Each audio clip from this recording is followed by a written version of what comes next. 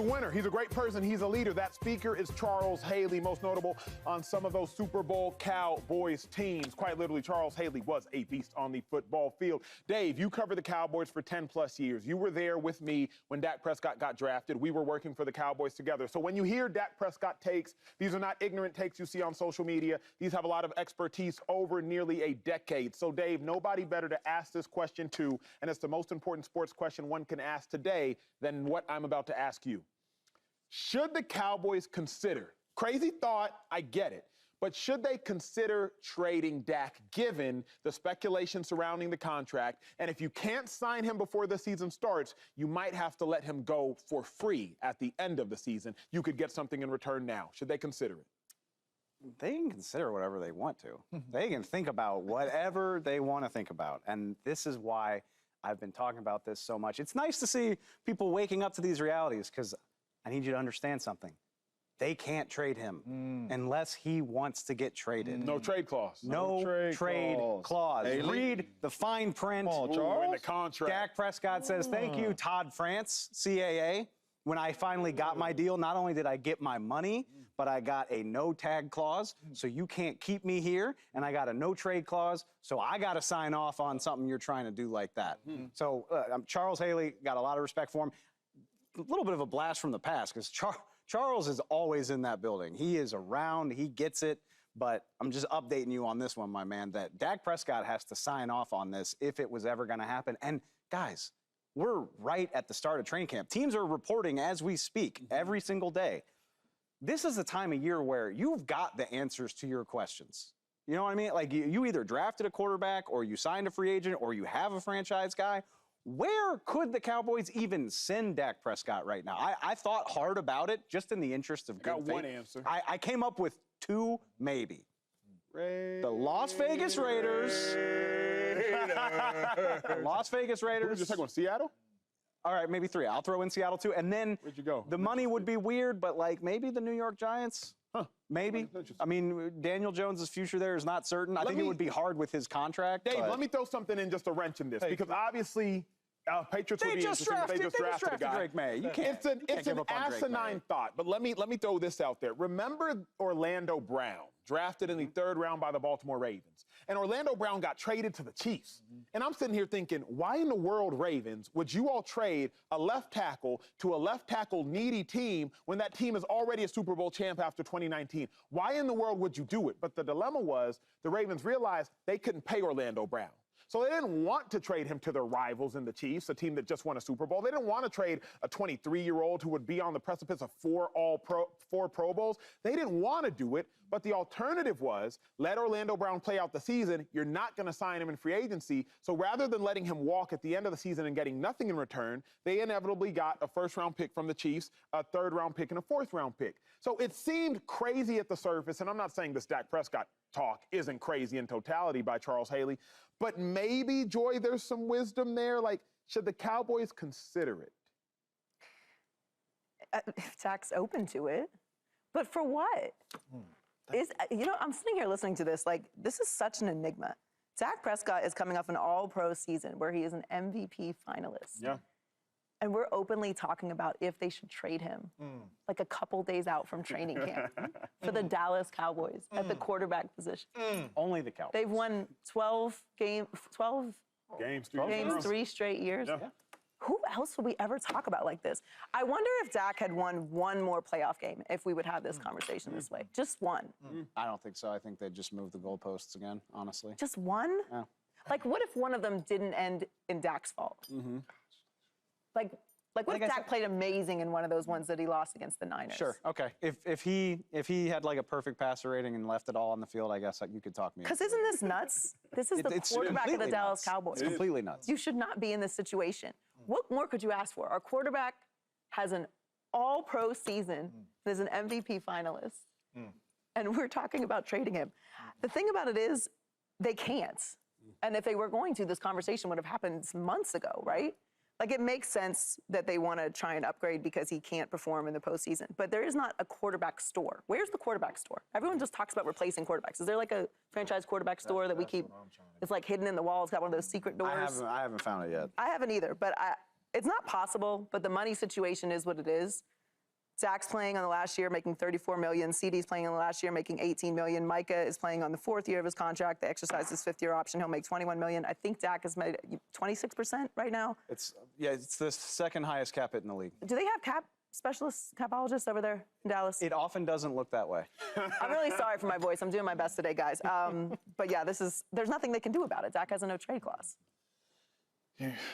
That's crazy. That's Charles Haley. That's Charles Haley. I'm just listening to him start off the way he started off the conversation. Okay, so I'm gonna start this conversation off. Whenever Joy is on our show, the ratings are up. People watch the show for her. Thank you, James. We do have a lot of success, right? She's an excellent leader. Are you comparing me to Dak Prescott? You know, like I said, our show is a winning show when she's on the show. 3 consecutive 12-win seasons. Okay. Every other network will want her. If you put her on the trade block right now, we should trade her. How that even sound right now? You sitting up there saying every team will come knocking on the door for Dak Prescott. He's a winner. He's a great leader. He's all this. And you trying to trade him, Charles Haley? For what?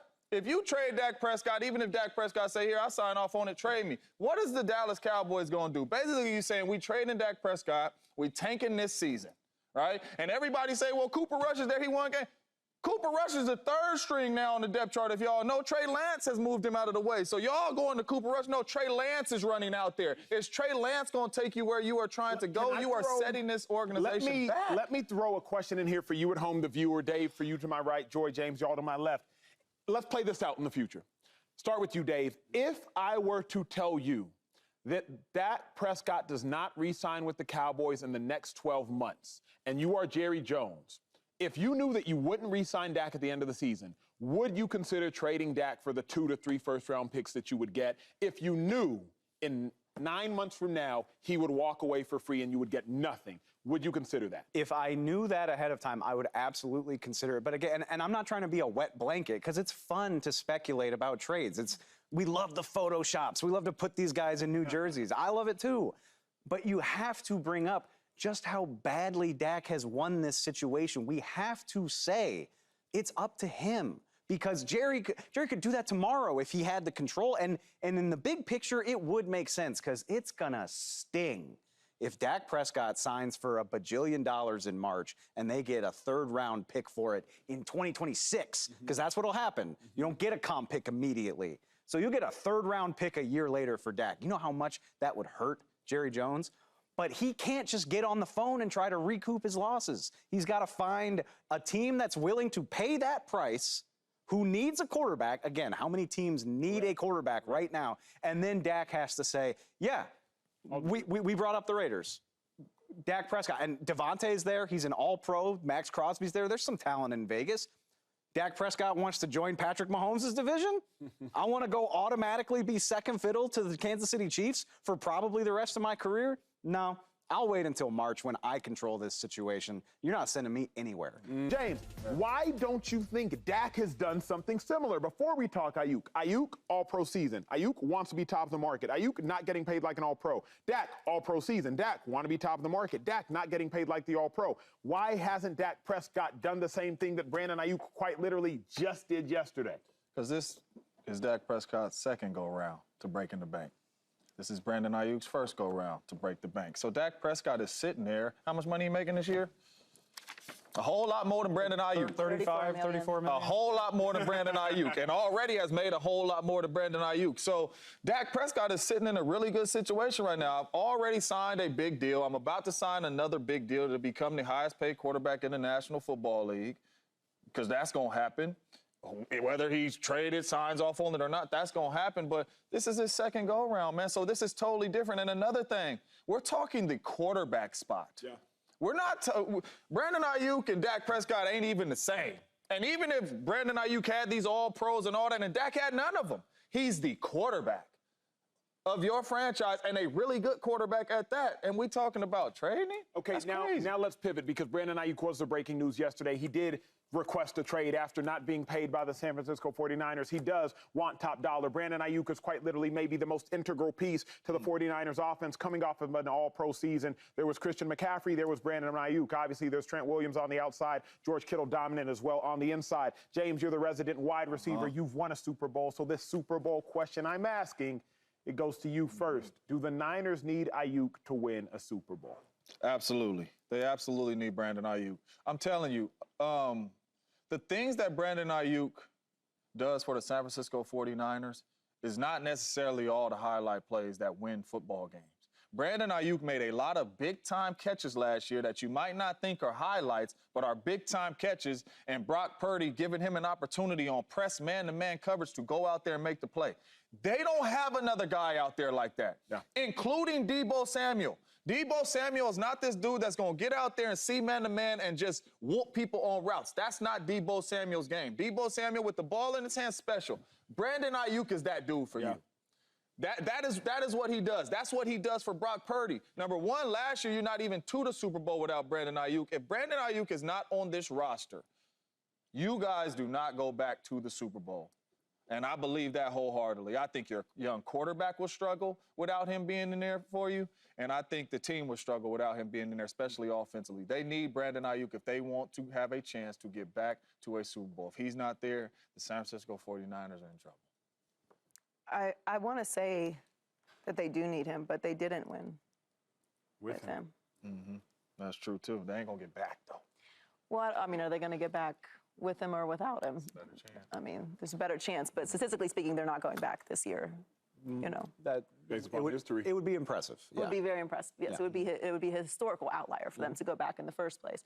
Not saying that that's not what they're aiming to achieve, and I wouldn't be surprised, and none of you would be if they did end up back there. But you know that you can't pay everyone.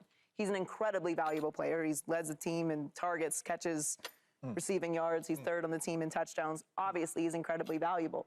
Do we think that this team is not going to be competing for a Super Bowl or good to go back to the Super Bowl without him? I don't think so.